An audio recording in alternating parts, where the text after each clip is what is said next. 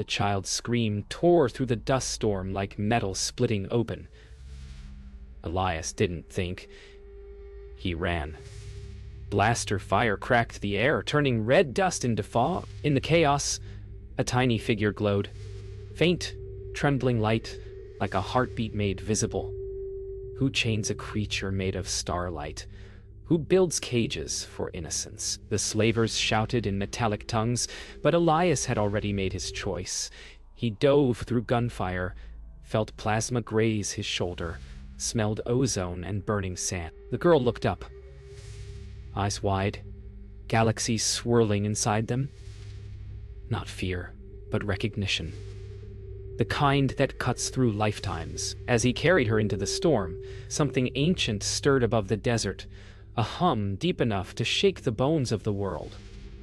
Was this fate, or just a mistake that would echo across the stars? He didn't know, but he ran anyway, clutching a light the universe would soon come searching for. The storm broke hours later. Elias collapsed beside the wreck of an old crawler, the girl asleep in his arms. The night was cold, stars sharp enough to cut. He studied her. Delicate veins of light under glass-like skin, soft hum in her breathing. She wasn't human, not even close. Somewhere beyond those stars, someone was looking for her. He'd been many things: thief, smuggler, survivor, but never a hero.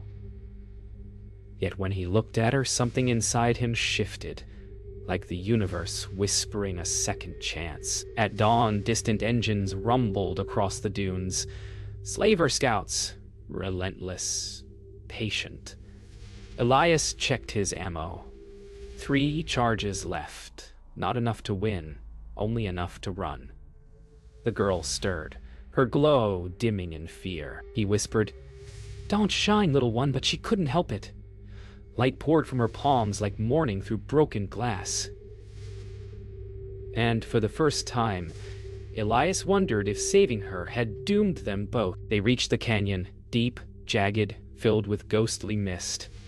Elias descended with shaking hands, every sound amplified by silence. The girl hummed softly, echoing the pulse of unseen energy below. He felt it too, like the canyon itself was alive, breathing ancient power. A place the slavers would not dare enter, or maybe couldn't.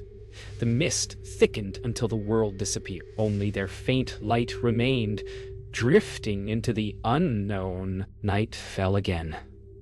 Elias made a small fire, though he didn't need it. Her glow lit everything. She woke and looked at him, eyes shimmering in patterns he didn't understand. Then, soft as starlight, she spoke her first word. Home. The sound wasn't human. It vibrated in the air, gentle yet infinite. He froze. Somewhere in the void, a presence stirred, answering that call. The ground trembled. The sky pulsed. Elias realized he hadn't saved her. He'd summoned something far greater. The desert ended where the sky fractured. Elias and the child reached the edge of the world, a jagged canyon opening into the void. Below, broken satellites floated like bones in a forgotten sea. He knew they couldn't hide forever. The girl slept against his shoulder, her glow faint, flickering. Somewhere above, slaver beacons blinked, cold and relentless. Elias stared into the stars, thinking of all the choices that had brought him here. Every wrong turn, every deal, every face he'd betrayed. And now, this small light depending on him. He tightened his grip on his blaster and whispered, "Not this time." Then the horizon lit up with engines. The hunt had begun. Slaver ships tore through the atmosphere like knives. Elias darted between ruined towers of ancient stone, clutching the child close. The air burned with exhaust, sand turning to glass beneath the engine's roar. The girl's light pulsed faster, brighter, as if sensing danger. "Stay still," Elias muttered, his breath ragged. But the light couldn't be contained. It was calling something. Above the storm, a faint hum answered. They reached the remains of an old Lunari temple, buried in sand. Strange glyphs glowed as the girl touched the walls, lines of light rippling outward, like veins waking after long sleep. Elias felt the air shift, heavy and alive. "What is this place?" he whispered. But the girl only smiled, her eyes reflecting endless stars. The temple floor began to rise, ancient machinery stirring beneath it. For the first time, Elias realized she wasn't just running, she was leading him somewhere. Outside, the slavers closed in. Captain Draxon led them, his metal limbs whirring, voice sharp over the comms. "Find the child, bring the man alive." His cybernetic eye scanned the dunes, locking onto the temple's faint energy pulse.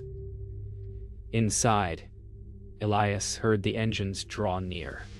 He loaded the last cell into his blaster. The girl stood at the altar, light streaming from her palms. "We're out of time," he said. She turned to him, her voice trembling. "They can't have me." The first explosion ripped through the temple doors. Dust filled the air, light and fire mixing into chaos. Elias fired blindly, dragging the girl behind a fallen pillar. "We can't hold them," he shouted. The girl's glow flared so bright it swallowed everything. Then silence.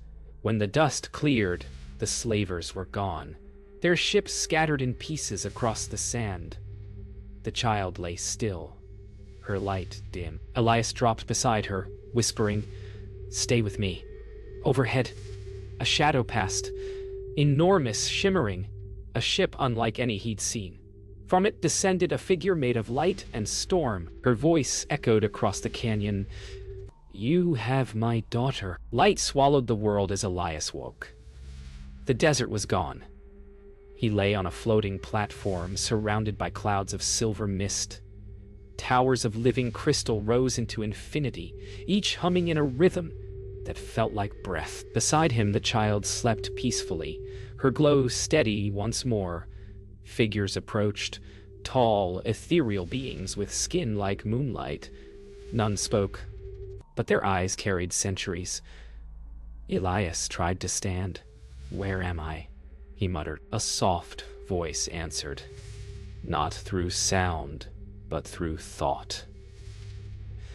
The Laura Prime, home of the Lunari. Then from the mist came another presence, radiant, graceful, and powerful enough to bend the air itself. The queen had arrived. Queen Seraphine moved like light in water. Her gaze touched Elias, and he felt the weight of galaxies behind it. "You carried my child through fire," she said, her voice echoing in his mind. "Few of your kind would risk so much." Elias didn't answer. Words felt too small. The queen knelt beside her daughter, brushing a hand across her luminous face. The child smiled, whispering one word. "Home." The queen looked back at Elias, eyes softening. "You have earned more than thanks, wanderer." But Elias only stared at the endless sky, whispering, "I just couldn't let her die." The palace was alive. Every wall pulsed with color. Every corridor sang with quiet energy. As they walked, Lunari citizens watched from balconies, whispering in tones that felt like music. Elias could feel their curiosity. A human among gods. The queen led him into a vast chamber filled with hovering orbs of light. "Our heart," she said. "It beats with the life of our star, and now it is dying." The orbs dimmed, their glow flickering. The queen's expression darkened. "Your world calls it a sun. We call it our soul, and it fades." Elias glanced at the child. Her glow seemed to pulse in rhythm with the failing orbs. Later, Elias stood on a balcony overlooking the Laura Prime. Below, oceans of crystal reflected the twin moons. He could feel peace here, yet also a strange sorrow. The queen joined him, her form shimmering softly. "My daughter's light is linked to our world's heart," she said. "When she fades, so does the star." Elias turned, startled. "You mean?" She carries its echo, the queen interrupted gently. That's why they hunted her, to steal our son. Silence hung heavy between them. Then Elias asked, "Can she be saved?" The queen's eyes glowed brighter, like dawn breaking. "If you are willing to pay the cost." The child awoke in the queen's arms, her glow faint but steady. "He stayed," she whispered, smiling at Elias. For a moment, the palace felt warm again. The queen looked to him, eyes reflecting the cosmos. "You have bound yourself to our fate, Elias Kane. You saved my child, and now the universe watches your heart." He didn't know what to say. All I'd ever done was run, but now running felt impossible. The queen reached out her hand. "Then stay. Help us save what remains." And in that moment, beneath the shimmer of dying stars, Elias nodded. Somewhere deep within Valora Prime, a light flared back to life. Elias dreamed of fire and silence. He saw Earth burning, forgotten, and a girl of light standing in the ashes. When he woke, he was no longer in the palace, but a chamber carved from living crystal, its walls showing visions of stars collapsing. The queen appeared beside him, her tone grave. "You were not chosen by chance, Elias Kane," she said. "The energy that binds my daughter once flowed through your world." He frowned, heart pounding. "You're saying Earth and your star are connected?" "Yes," she replied. "Your ancestors helped forge it." The words struck like thunder. Elias stared at his hands, the same hands that had once held a blaster, now holding the fate of two worlds. The queen showed him the memory wells, pools of liquid light that replayed the past. Elias gazed into them, watching images of humans and Lunari working together eons ago, building something vast, a bridge of energy between galaxies. "We shared your kind once," the queen said softly, "but you forgot us." Elias felt his throat tighten. "And now you're dying because of us." The queen turned, sorrow shimmering in her eyes. "Not because of you, because of what both our races became, afraid of wonder." Elias knelt by the glowing water, seeing his reflection bend into starlight. "Then let me remember for both of us," he whispered. The queen brought him to the observatory, a cathedral of glass and gravity. Through it, the dying sun loomed enormous, its surface cracking with blue fire. "When it collapses, it will consume everything," she said. The child stood beside her mother, her glow flickering in pain. Elias stepped forward. "Tell me what I can do." The queen turned to him, her expression unreadable. "The bridge can be rebuilt, but it needs a human heart, one that has known both darkness and mercy." Elias felt the truth settle heavy in his chest. "You mean mine?" The queen nodded. "The choice is yours, Elias King." That night, Elias stood alone on the sky terrace. The wind hummed with alien song, and the stars seemed closer than ever. He thought of Earth, of the people he'd left behind, of the silence between his mistakes. Maybe this was how redemption sounded. Quiet, fragile, undeserved. He looked down at the planet below, its beauty terrifying in its perfection. The child appeared beside him, small hand glowing in his. "Are you scared?" she asked. He smiled faintly. "Nice. But it's a good kind of scared." She looked up at him, eyes wide. "That means you're ready." The queen summoned the council, beings of pure light, ancient as gravity. They surrounded Elias, speaking in tones that shook the chamber. "You offer your life to mend what was broken," one said. Elias nodded. The queen placed a hand on his chest, her touch warm and infinite. "Then your heart will become the bridge." The child stepped forward, tears glimmering like stars. "Don't go," she whispered. Elias smiled through the light growing around him. "I'm not going anywhere," he said softly. I'm becoming part of the sky, the chamber filled with radiance. Every wall, every breath, every heartbeat, connected. War came without warning, not from the stars, but from Earth. Human fleets, shimmering with weaponized light, entered Lunari space. Fear had traveled faster than truth. They believed the Queen's people had stolen one of their own. Elias awoke within the energy core, his body now half light, half man. He could feel the universe breathing through him. Every explosion, every scream, a pulse in his veins. They're attacking, he whispered. The Queen's voice echoed in his mind. Then you'll burn both worlds unless you stop them. The child's hand reached toward the glowing chamber that held him. Please, she said softly. Don't let them kill the sky. The first wave struck Valora Prime. Fire bloomed across the skies, raining molten fragments that shattered against the palace shields. The Queen stood in the Hall of Stars, her expression unbroken. They will not listen, she said. Fear makes them deaf. Elias's form shimmered within the energy field. Then I'll make them see. He reached into the network of light, felt his consciousness stretch across the battlefield. He could see every ship, every terrified pilot, every trembling hand. Enough, he said, his voice carrying through space like thunder.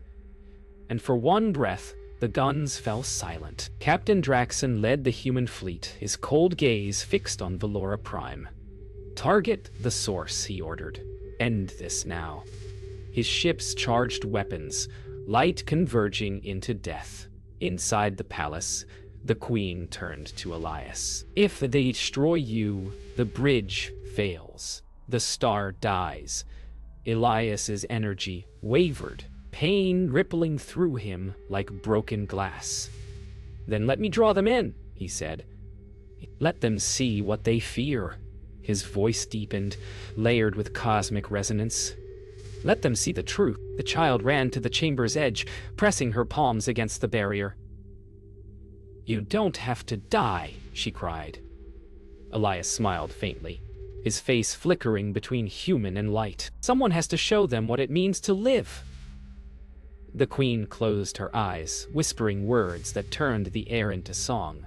Around them, the core expanded, beams of pure radiance connecting planet to ship. Through Elias, everyone saw each other. Soldiers, slavers, kings, and children, all sharing the same heartbeat. For one impossible moment, war paused. Then came the final surge. Elias felt the bridge awaken, every atom of his being dissolving into harmony. He heard the Queen's voice, not in sound, but in feeling. Gratitude shaped like light. You have given us time, she whispered. And you, hope. He smiled as his body faded into starlight. Keep her safe, he said, his words drifting through the void. The Queen held her daughter close as the chamber erupted in brilliance, the dying sun rekindling into dawn. From the ashes of war, peace bloomed, fragile, luminous, alive. And somewhere, in the light between worlds, Elias Kane became the bridge that would never break. Silence followed the storm. The war was over. Across the galaxy, light returned to broken skies. On Valora Prime, the Queen stood at the edge of the reborn star, her daughter in her arms. He's gone, the child whispered. But even as she said it, the air shimmered. From the glow of the bridge, Elias's form appeared, not of flesh, but of light shaped by memory. He looked at them and smiled, the faintest echo of warmth in his eyes. I didn't think the universe would let me go so easily. The Queen stepped forward, awe softening her regal calm. You have become something beyond life, beyond death. Elias looked at his hands, starlight pulsing through them. I never wanted to be a god. The Queen led Elias into the Hall of Eternity, a place unseen by mortal eyes. Its walls rippled like galaxies dreaming. You restored our star, she said. But in doing so, you touched the source of all creation. She raised her hand, and light bent around her. You are no longer bound by time. You could shape worlds, end pain, reverse death. Elias stood silent, his reflection fracturing across infinite mirrors of light. "And if I accept," he asked quietly, "then the universe becomes yours to command," she replied. "You will be the echo of its will." The words felt heavy, both gift and curse. Elias looked into the void, a canvas of infinite color and silence. He saw worlds being born, stars collapsing, entire civilizations rising and fading like sparks. "If I take this," he said softly, "nothing will ever die again." The queen nodded. "And nothing will live as it should." Her words lingered like a sigh. Creation needs endings to mean anything. Elias turned toward her daughter, who watched him with bright, innocent eyes. "Then what should I be?" he asked. The child smiled gently. "Be what saved me." He looked at her, and suddenly the answer was clear. The queen extended her hand, the offer still glowing between them. "The universe awaits your command." Elias stepped closer, the bridge light humming beneath his feet. "All I ever wanted was to stop running," he said. "But I see it now. We were never meant to own the stars." The queen's gaze softened. "Then you choose mortality." Elias smiled. "No, I choose meaning." The hall darkened as he touched her hand, and the power dispersed like dawn melting into day. Every light dimmed to calm starlight, the bridge settling into peace. When the light faded, Elias stood once more in human form beneath Valora's twin moons. The queen and her daughter stood beside him, their glow warm, serene.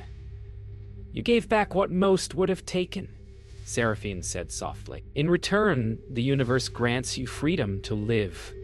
The child hugged him, her touch pure warmth. "Will you stay?" she asked. Elias looked at the stars, endless, calling, alive. "For a while," he said. The queen smiled. "Then the universe will wait." And above them the bridge shimmered one last time, not as a weapon or a miracle, but as a heartbeat connecting everything that ever was. Morning rose quiet over Valora Prime. The war was a memory, and peace breathed through the shining towers. Elias walked the crystal terraces alone, the air still humming faintly with the echo of the bridge. He was human again, yet not the same. Every step felt heavier, every heartbeat filled with light he couldn't unsee. From afar, he heard laughter, the child's laughter. And for a moment, the sound felt like home. But deep inside, a question lingered. Was he meant to stay in a world not his own? The queen's voice came softly behind him. "Your journey is not over, Elias Kane. Even the stars cannot keep what was born of Earth." They stood together beneath the silver canopy of dawn. "You gave us our sun back," said the queen. "But your world still wanders in shadow." Elias looked toward the distant stars.